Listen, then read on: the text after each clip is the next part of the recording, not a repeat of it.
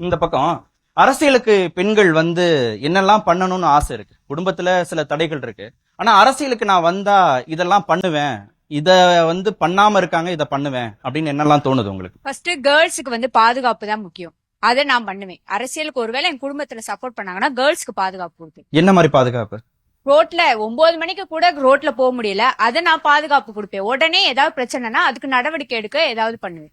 இல்ல அவ்வளவு மோசமாவா இருக்கு? 9 மணிக்கு மேல உண்மையிலேயே போக முடியலையா? போக முடியல.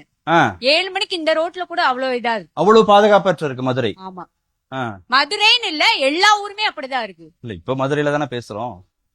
எல்லா ஊருக்கும் நான் போயிட்டு வந்த பிறகு நான் ஒரு முடிவுக்கு வரலாம் அப்படி இருக்கான்னு எல்லார்ட்டையும் கேட்டுட்டு நான் இப்ப மதுரையில இருக்கிறதுனால உங்ககிட்ட கேக்குறேன். அவ்வளவு பாதுகாப்பற்ற இருக்கா மதுரை 9 மணிக்கு மேல? என்ன வெளியில தெரியணுமேங்கிறதுக்காக கேக்குறேன். நடக்க கூட முடியல வெளியே. இப்ப ரொம்ப செய்தியில எல்லாம் ஒரு மாதிரியா போடும். நிறைய பேரண்ட்ஸ் அது கூட அலோட் பண்ண மாட்டேங்கிறாங்க. கடைக்கு கூட பக்கத்துல விட மாட்டேங்கிறாங்க. சரி, வேற அரசியலுக்கு வந்தா நான் இதெல்லாம் பண்ணுவேன், இதெல்லாம் பண்ணணும்னு எனக்கு ஆசை இருக்கு அப்படின்னு?